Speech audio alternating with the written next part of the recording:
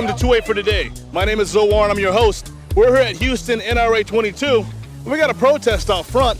A lot of folks that are not happy that the NRA is having an event, just a few days after a mass incident at a school in Texas, Uvalde, Texas. But we're here in Houston, we're gonna go take a look and see what the protesters are protesting.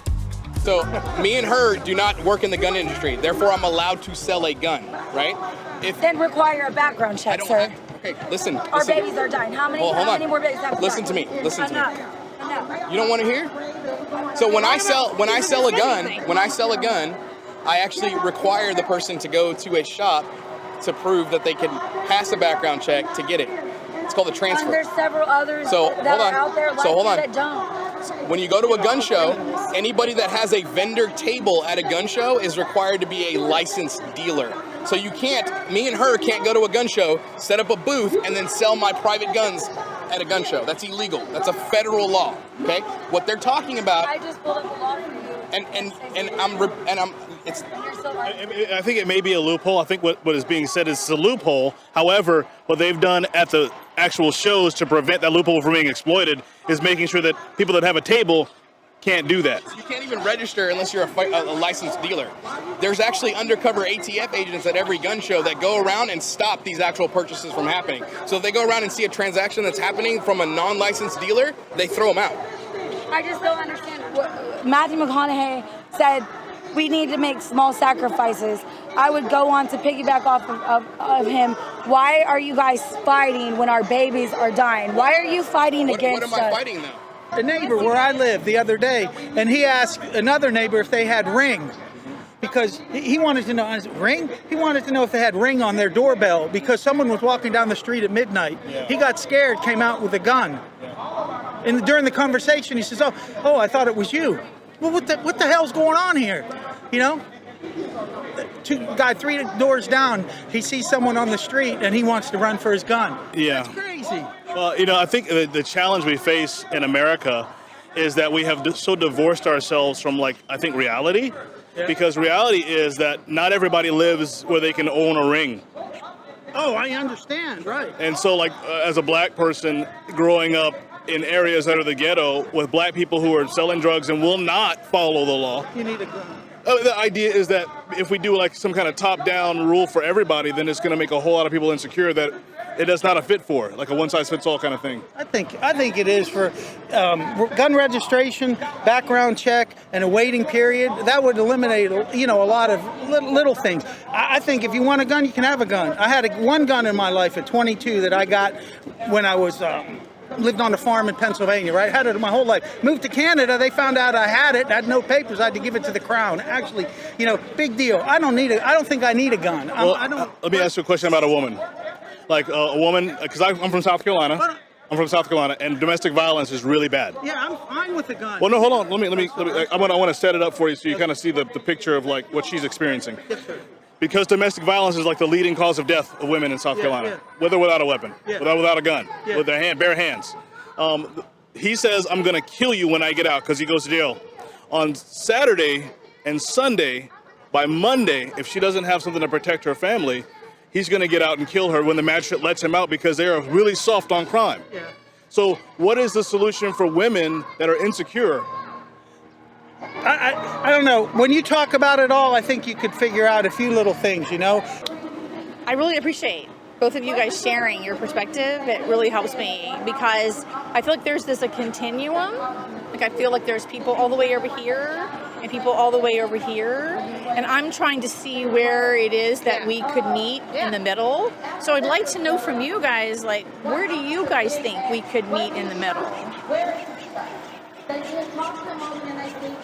I don't know. So, there is one thing. There is one thing that lawmakers, I don't know if they're ever going to do this, but there needs to be a database for the whole United States. They need to communicate and show, if you're a felon in Texas, it needs to show that you're a felon also in another state, so you can't buy a gun in that state. And that's what they don't have that in place. So I really that's one of the That's the one that was in Congress. No, that's not what they're trying to pass. So right now, the biggest problem with the whole database. So a database, yeah. So the because I teach a lot of law enforcement classes, and their biggest frustration. I teach them. So a lot of their biggest frustration is they arrest somebody in one state, and then there's no law right now that says, let's say like what county is Houston, right? Let's say Harris County. So let's say Harris County makes an arrest. There's no law that says by 30 days, Harris County, you have to upload all your arrests to the federal database. There's no law that says that. So bigger counties that have more resources have the manpower to upload those things, but a smaller place does not. So there's no federal law that says, hey, by this date, you have to submit all records to a federal database. So you can mandate for background checks all you want, but if there's no record of these people in the database. What would you guys be willing to do to be a part of getting that database done, getting your representatives to vote for it? What would you guys be willing to do? So right now, the NRA has actually been the one that's on the The NRA, I'm talking elected officials. Like, okay, who are your so elected officials?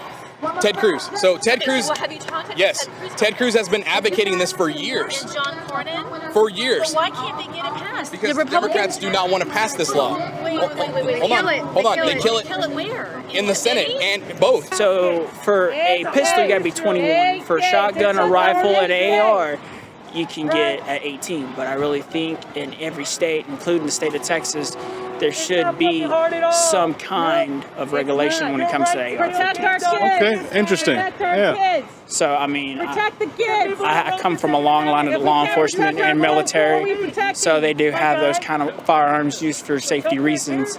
And, you know, whoever we do get in office next, if it's Donald Trump again or any other Republican, I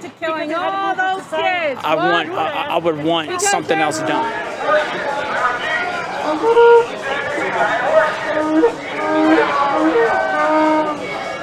So they say you're a baby killer.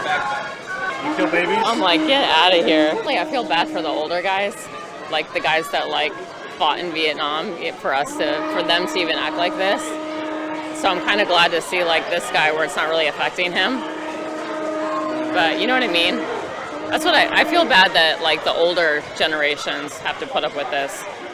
They called you a baby killer. Yeah, I don't really care about what they say. Guns don't really kill people.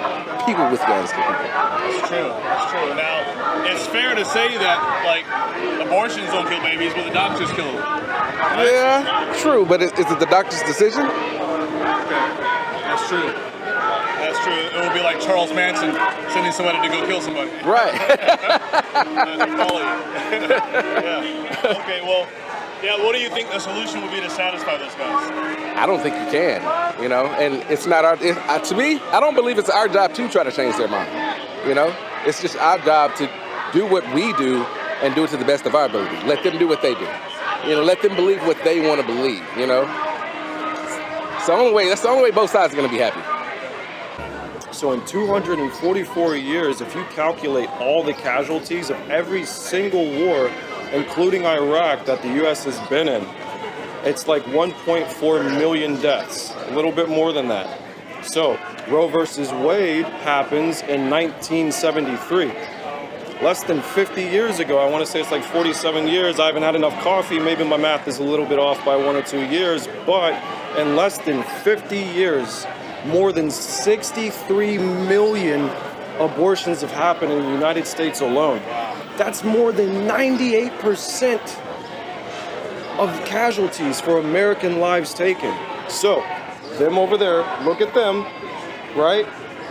If that sign says protect kids, not guns, the other one says how is this pro-life, you're talking about 98% more death. Abortion is better at taking lives than war. What are we doing? What are you? They're all female that hold them, and I bet you they've all had abortions. So what are you arguing about? What are you even saying?